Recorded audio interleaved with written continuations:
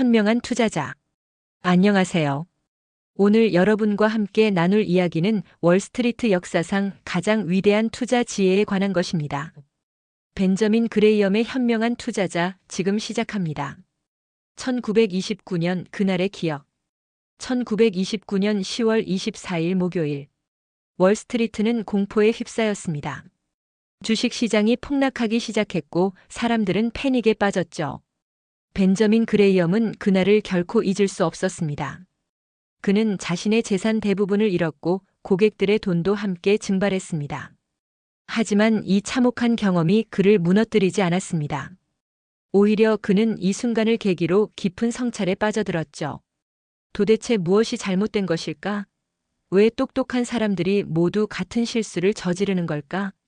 그레이엄은 깨달았습니다. 문제는 지능이 아니었습니다. 문제는 접근 방식이었죠. 미스터 마켓의 비밀. 그레이엄은 시장을 이해하기 위해 천재적인 비유를 만들어냈습니다. 바로 미스터 마켓이라는 캐릭터죠. 상상해 보세요. 당신이 작은 사업체의 공동 소유주라고 가정해 봅시다. 당신의 파트너는 미스터 마켓이라는 사람인데 이 사람은 매우 특이한 성격을 가지고 있습니다. 그는 매일 아침 당신을 찾아와 자신의 지분을 사거나 당신의 지분을 사겠다고 제안합니다. 어떤 날 미스터 마켓은 극도로 낙관적입니다. 그는 사업의 전망이 환상적이라며 엄청나게 높은 가격을 제시하죠. 이 사업은 금광이에요. 당신 지분을 비싸게 사줄게요. 하지만 다음 날 같은 미스터 마켓이 완전히 다른 사람이 되어 나타납니다. 그는 우울하고 비관적입니다. 이 사업은 망할 것 같아요. 헐값에라도 제 지분을 팔아야겠어요. 여기서 핵심은 이겁니다. 사업 자체는 하루 사이에 변하지 않았습니다. 변한 것은 오직 미스터 마켓의 기분뿐이죠. 현명한 투자자는 어떻게 해야 할까요? 미스터 마켓의 제안을 냉정하게 판단해야 합니다. 그가 터무니없이 높은 가격을 제시할 때는 팔고 터무니없이 낮은 가격을 제시할 때는 사는 것이죠. 하지만 대부분의 사람들은 정반대로 행동합니다. 미스터 마켓이 흥분하면 같이 흥분하고 그가 우울해하면 같이 우울해합니다. 그들은 미스터 마켓을 선생님으로 착각하지만 사실 그는 하인으로 대해야 하는 존재입니다. 내재 가치라는 나침반. 그렇다면 우리는 어떻게 미스터 마켓의 제안이 합리적인지 알 수 있을까요? 그레이엄은 이에 대한 답으로 내재 가치라는 개념을 제시했습니다. 1950년대 초 한 투자자가 그레이엄을 찾아왔습니다. 교수님, 이 회사 주식이 주당 $50인데 살만한가요? 그레이엄은 묻습니다. 그 회사가 1년에 얼마를 버나요? 자산은 얼마나 있나요? 빚은 얼마나 있나요? 투자자는 당황했습니다. 글쎄요. 그런 건 모르겠고 그냥 요즘 많이 오르고 있어서요. 이것이 바로 투기와 투자의 차이입니다. 그레이엄은 기업의 내재 가치를 계산하기 위해 철저한 분석을 강조했습니다. 회사의 수익, 자산, 배당, 성장 잠재력, 경영진의 능력까지 모든 것을 면밀히 조사해야 한다고 말이죠. 그는 한 가지 흥미로운 사례를 들었습니다. 1950년대 어느 해 월스트리트가 무시하던 작은 보험 회사가 있었습니다. 주가는 주당 $20였죠. 하지만 그레이엄이 분석해보니 이 회사는 주당 $25의 유동 자산을 보유하고 있었고 빚이 거의 없었으며 매년 안정적인 수익을 내고 있었습니다. 다시 말해 이 회사는 가지고 있는 현금만으로도 주가보다 가치가 높았던 것이죠. 보험 사업 자체는 공짜로 얻는 셈이었습니다. 그레이엄은 이런 주식을 시가르 꽁초라고 불렀습니다. 길거리에 버려진 시가 꽁초처럼 보잘것없어 보이지만 아직 한두 모금은 피울 수 있는 가치가 남아있다는 의미죠. 안전마진 투자자의 생명줄. 하지만 그레이엄은 여기서 한 걸음 더 나아갑니다. 내재 가치를 계산했다고 해서 그 가격에 바로 사서는 안 된다는 것이죠. 그는 엔지니어 출신답게 다리 건설의 비유를 사용했습니다. 한 다리가 10톤의 무게를 견딜 수 있다고 계산되었다고 가정해 봅시다. 엔지니어는 그 다리에 정확히 10톤의 트럭을 보낼까요? 절대 아닙니다. 그들은 안전을 위해 5톤이나 6톤의 트럭만 보내죠. 이것이 바로 안전마진입니다. 투자도 마찬가지입니다. 당신이 어떤 주식의 내재 가치를 $100로 계산했다면 $100에 사서는 안 됩니다. 왜일까요? 첫째, 당신의 계산이 틀릴 수 있습니다. 아무리 똑똑한 사람이라도 미래를 완벽하게 예측할 수는 없죠. 둘째, 예상치 못한 일이 발생할 수 있습니다. 경제 위기, 산업 변화, 경영진의 실수 등 수많은 변수가 존재합니다. 셋째, 심리적 여유가 필요합니다. 주가가 일시적으로 하락하더라도 당황하지 않을 수 있는 쿠션이 필요하죠. 그레이엄은 최소 30에서 40%의 안전 마진을 확보하라고 조언했습니다. 내재 가치가 $100라면 60-1달러 이하에서만 매수하라는 것이죠. 이 원칙이 얼마나 강력한지 보여주는 실제 사례가 있습니다. 1973에서 1974년 석유 파동 때 주식 시장이 폭락했습니다. 많은 우량 기업들의 주가가 내재 가치의 절반 이하로 떨어졌죠. 공포에 질린 투자자들은 헐값에 주식을 던졌습니다. 하지만 그레이엄의 원칙을 따르던 투자자들은 그들은 침착하게 주식을 매수했고 몇 년 후 엄청난 수익을 거두었습니다. 방어적 투자자 대 공격적 투자자. 그레이엄은 모든 사람이 같은 방식으로 투자해야 한다고 생각하지 않았습니다. 그는 투자자를 두 가지 유형으로 구분했죠. 방어적 투자자. 이들은 투자에 많은 시간과 노력을 쏟고 싶어 하지 않는 사람들입니다. 직장인, 은퇴자 혹은 단순히 투자가 적성에 맞지 않는 사람들이죠. 그레이엄은 이들에게 놀라울 정도로 단순한 전략을 제시합니다. 포트폴리오를 주식 50%, 채권 50%로 유지하세요. 주식 부분은 우량 대기업들로 분산 투자하세요. 최소 10개에서 30개 종목으로. 저평가된 주식을 찾으려 애쓰지 마세요. 대신 인덱스 펀드를 사세요. 시장 타이밍을 맞추려 하지 마세요. 정기적으로 일정 금액을 투자하세요. 그리고 가만히 있으세요. 이 전략의 아름다움은 그 단순함에 있습니다. 뉴스를 쫓을 필요도 재무제표를 분석할 필요도 없습니다. 그저 규율을 지키면 됩니다. 1970년에 이 전략을 시작한 평범한 직장인을 상상해 보세요. 그는 매달 월급의 일부를 우량 주식과 채권에 나눠 투자했습니다. 시장이 오를 때도 떨어질 때도 꾸준히 투자했죠. 결과는 그는 대부분의 전문 투자자들을 이겼습니다. 복잡한 전략도 내부 정보도 없이 말이죠. 공격적 투자자. 반면 공격적 투자자는 다릅니다. 이들은 투자를 진지한 사업으로 대합니다. 시간, 노력 그리고 지적 에너지를 기꺼이 투자하죠. 그레이엄은 이들에게 훨씬 더 도전적인 과제를 제시합니다. 시장이 간과하는 저평가 주식을 찾아라. 하지만 경고합니다. 만약 당신이 평균 이상의 결과를 원한다면 평균 이상의 지성을 가져야 할 뿐만 아니라 평균 이상의 자제력도 가져야 합니다.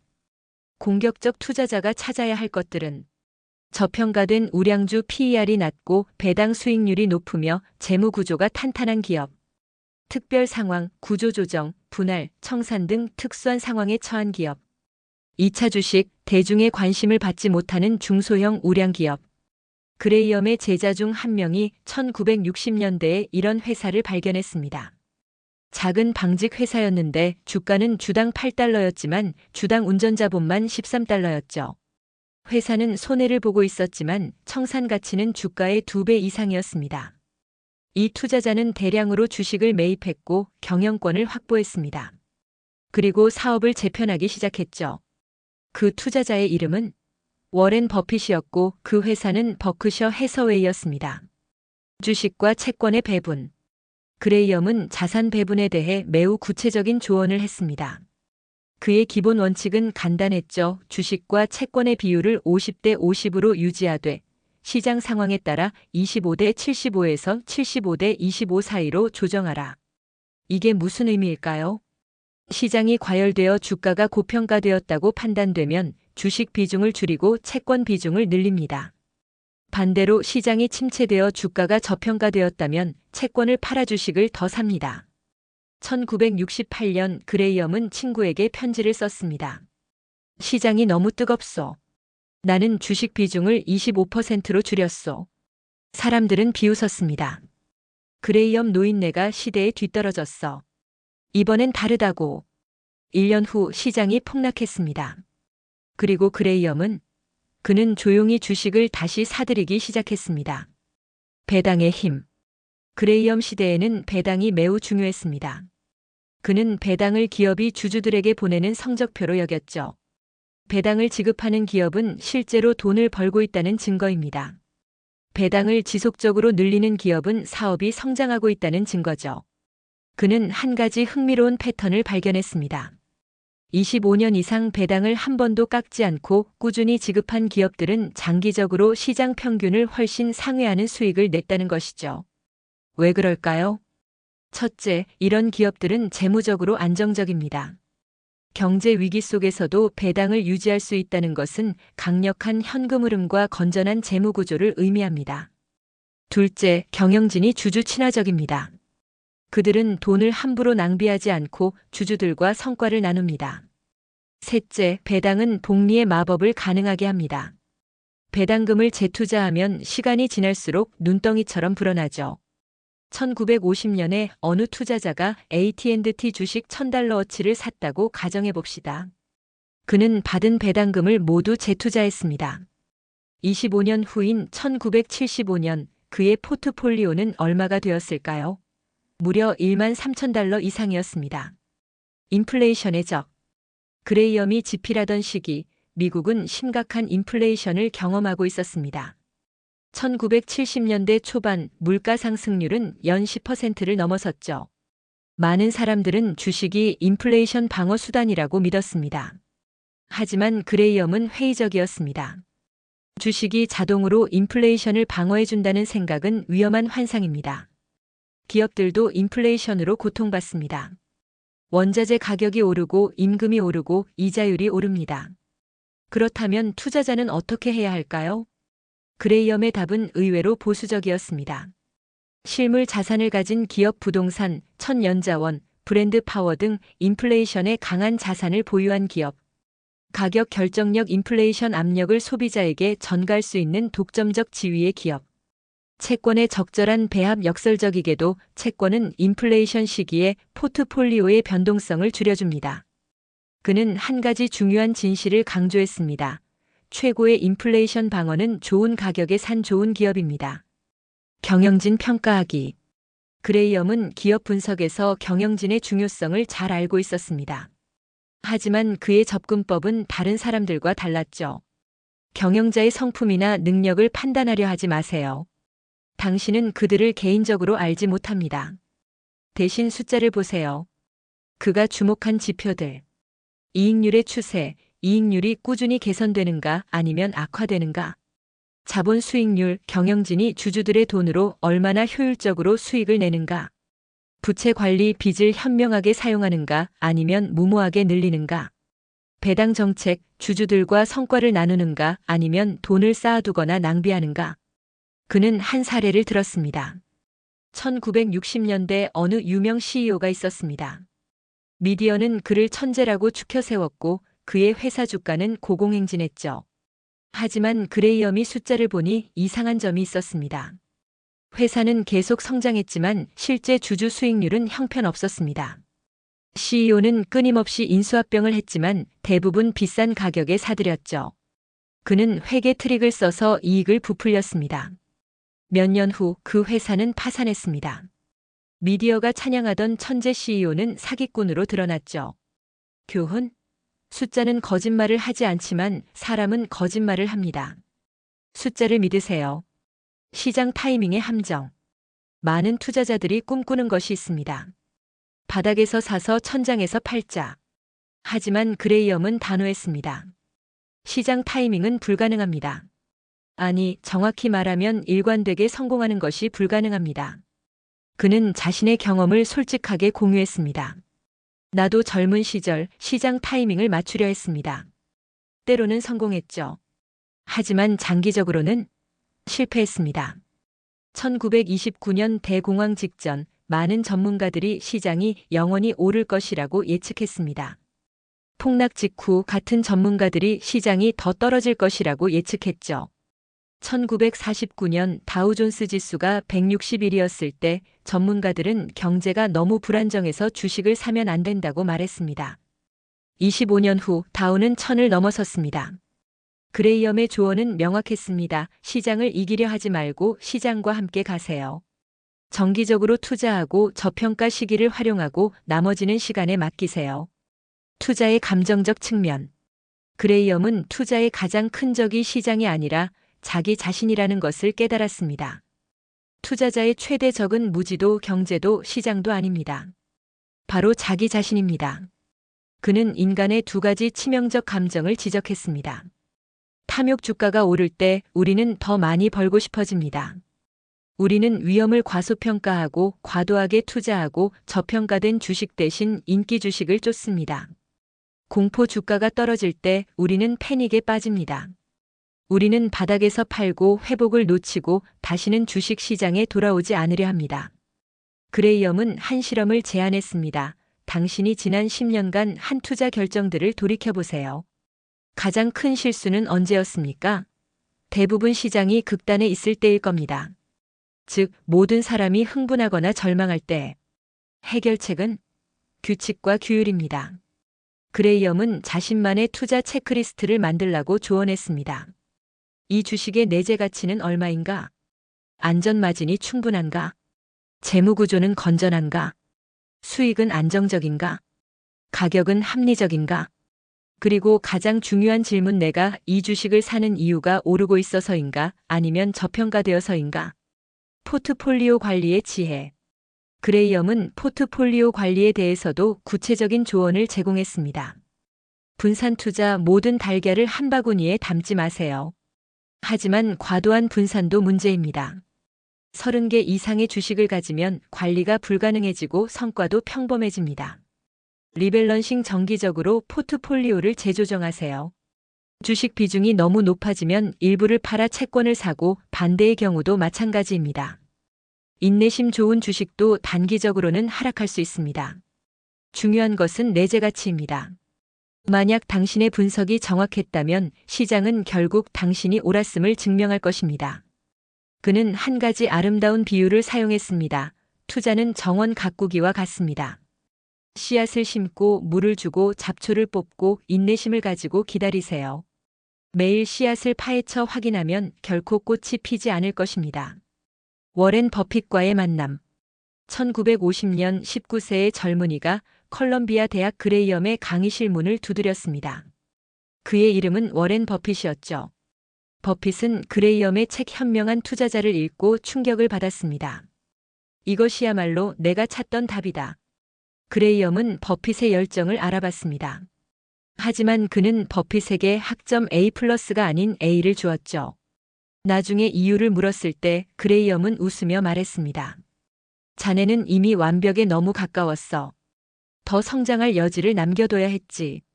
버핏은 졸업 후 그레이엄의 투자회사에서 일했습니다.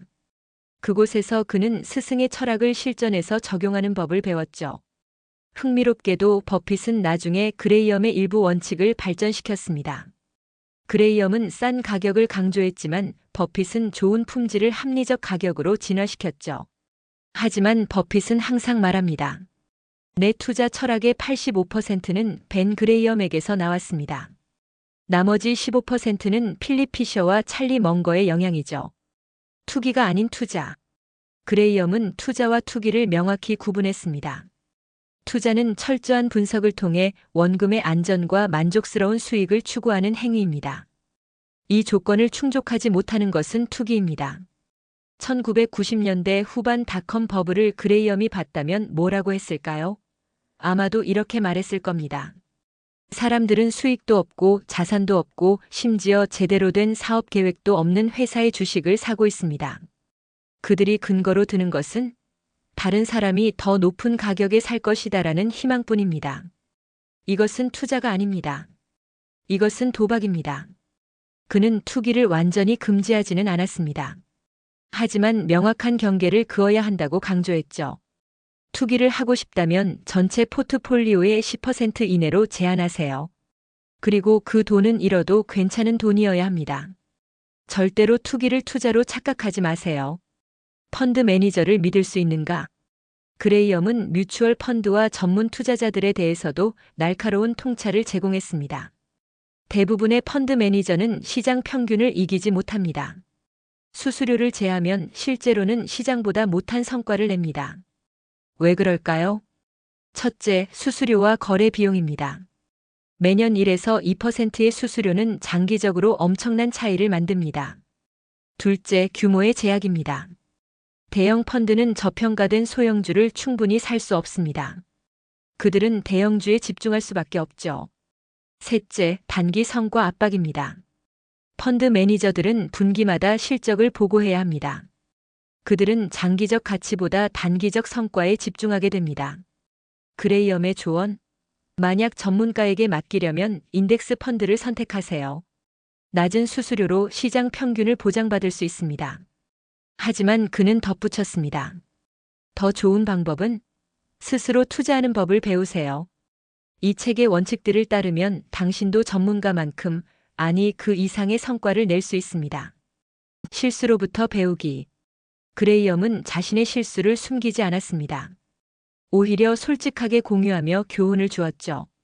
나는 1929년 폭락 직전까지 시장이 과열되었다는 것을 알고 있었습니다. 하지만 나는 이번만큼은 조금 더 버텨보자는 탐욕에 빠졌죠. 결과는 재앙이었습니다. 그는 또 다른 실수도 인정했습니다. 1940년대 나는 가이코라는 자동차 보험 회사에 투자했습니다. 훌륭한 회사였지만 나는 너무 일찍 팔았습니다. 만약 계속 보유했다면 수백 배의 수익을 냈을 것입니다. 이 실수들로부터 그레이엄이 배운 교훈은 탐욕을 경계하라, 규칙을 정했으면 지켜라. 조금만 덜하는 생각이 재앙을 부른다. 좋은 회사는 오래 보유하라. 정말 훌륭한 기업을 싼 가격에 샀다면 서둘러 팔지 마라. 실수를 인정하라. 틀렸음을 인정하고 빨리 수정하는 것이 고집을 부리는 것보다 낫다. 그는 학생들에게 말했습니다. 실수를 두려워하지 마세요. 실수는 불가피합니다. 중요한 것은 같은 실수를 반복하지 않는 것입니다. 현대 시장에서의 적용. 그레이엄의 원칙은 1949년에 쓰였지만 오늘날에도 여전히 유효합니다. 암호화폐 열풍. 2020년대 초 비트코인이 급등했을 때 사람들은 열광했습니다. 그레이엄이라면 이것의 내재 가치는 무엇입니까? 어떤 현금 흐름을 창출합니까? 안전마진은 어디에 있습니까? 밈 주식 광풍. 2021년 게임스탑 사태를 그레이엄이 봤다면 이것은 투자가 아니라 집단 투기입니다. 재미있을 수는 있지만 당신의 은퇴 자금을 걸어서는 안 됩니다. AI 버블. 최근 AI 관련 주식들이 급등하고 있습니다. 그레이엄의 질문은 이 회사들이 실제로 얼마나 벌고 있습니까? 밸류에이션이 합리적입니까? 하지만 그레이엄은 기술 자체를 부정하지 않았을 것입니다.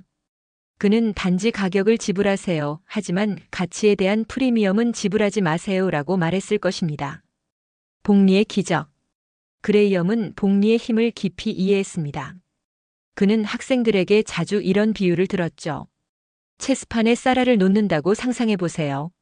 첫 번째 칸에 1개, 두 번째 칸에 2개, 세 번째 칸에 4개. 매번 2배씩 늘어납니다. 64번째 칸에 가면 전 세계 쌀 생산량보다 많은 양이 됩니다. 투자도 마찬가지입니다. 연 10%의 수익이 별것 아닌 것처럼 보일 수 있습니다. 하지만 10년 후 2.6배, 20년 후 6.7배, 30년 후 17.4배, 40년 후 45.3배, 1만 달러가 40년 후 45만 달러가 됩니다. 그레이엄의 조언: 빨리 부자가 되려고 하지 마세요. 꾸준히 부자가 되려고 하세요. 시간은 현명한 투자자의 친구이고 투기꾼의 적입니다. 시장 효율성의 한계. 현대 금융 이론은 효율적 시장 가설을 주장합니다. 모든 정보가 즉시 주가에 반영되므로 시장을 이길 수 없다는 것이죠. 그레이엄이라면 웃으며 반박했을 것입니다. 만약 시장이 완벽하게 효율적이라면 내 학생들과 나는 어떻게 수십 년간 시장을 이겼을까요? 그는 시장의 비효율성이 어디서 오는지 알고 있었습니다. 감정. 사람들은 이성적이지 않습니다. 탐욕과 공포에 휩쓸립니다. 단기주의. 대부분의 투자자는 장기적 가치보다 단기적 가격 변동에 집중합니다. 군중심리. 사람들은 독립적으로 생각하기보다 무리를 따라갑니다. 정보 해석의 차이 같은 정보를 보고도 사람들은 다르게 해석합니다. 이런 비효율성이 바로 현명한 투자자의 기회입니다. 위대한 기업 대 위대한 투자. 그레이엄은 중요한 구분을 했습니다. 위대한 기업이 반드시 위대한 투자는 아닙니다. 왜일까요? 가격 때문입니다. 애플이 훌륭한 회사인가? 물론입니다. 하지만 만약 당신이 주가 수익 비율 PER 100배에 산다면 그것은 나쁜 투자일 수 있습니다. 반대로 평범해 보이는 회사도 충분히 싼 가격이라면 훌륭한 투자가 될 수 있습니다. 그레이엄의 황금률 가격이 당신이 지불하는 것이고 가치가 당신이 얻는 것입니다. 인내심의 보상. 그레이엄의 인생 말년 한 기자가 물었습니다. 교수님, 투자에서 가장 중요한 자질은 무엇입니까? 그레이엄은 잠시 생각하더니 대답했습니다. 인내심입니다. 그리고 규율입니다. 그는 설명을 이었습니다. 시장은 단기적으로 인기 투표 기계입니다. 하지만 장기적으로는 저울입니다. 결국 가치는 드러나게 되어 있습니다. 문제는 대부분의 사람들이 기다리지 못한다는 것이죠. 벤저민 그레이엄의 학생 중 하나가 이렇게 증언했습니다. 그레이엄 교수님은 주식을 산 후 수년간 아무것도 하지 않는 경우가 많았습니다. 처음에는 이해하지 못했죠. 하지만 나중에 깨달았습니다.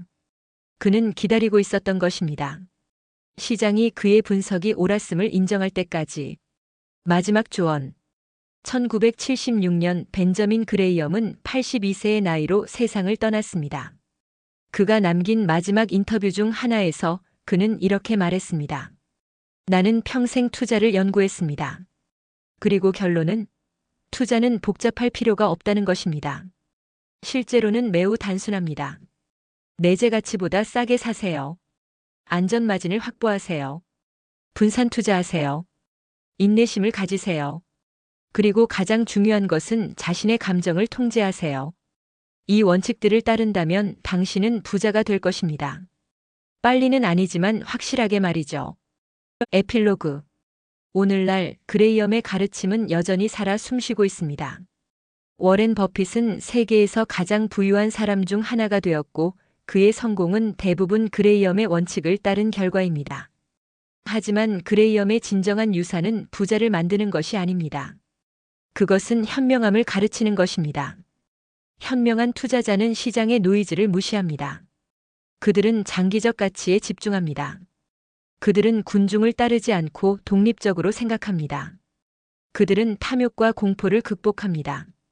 그리고 가장 중요한 것은 그들은 게임이 아니라 원칙에 집중합니다. 벤저민 그레이엄이 우리에게 준 선물은 단순한 투자 전략이 아닙니다. 그것은 생각하는 법입니다. 비판적으로, 독립적으로, 그리고 장기적으로 생각하는 법 말이죠. 시장은 변합니다. 기술은 발전합니다. 경제는 순환합니다. 하지만 인간의 본성은 변하지 않습니다. 탐욕과 공포, 흥분과 절망은 언제나 존재할 것입니다. 그리고 바로 그렇기 때문에 벤저민 그레이엄의 가르침은 영원히 유효할 것입니다. 당신이 오늘부터 현명한 투자자가 되기를 바랍니다. 부자가 되는 것도 좋지만 현명해지는 것이 더 중요합니다. 왜냐하면 현명함은 단지 돈을 버는 것뿐만 아니라 그 돈을 지키고 더 나아가 인생에서 더 나은 결정을 내리는 데 도움을 주기 때문입니다. 행운을 빕니다. 아니, 정확히 말하면 행운은 필요 없습니다. 당신에게 필요한 것은 규율, 인내심, 그리고 현명함뿐입니다. 감사합니다.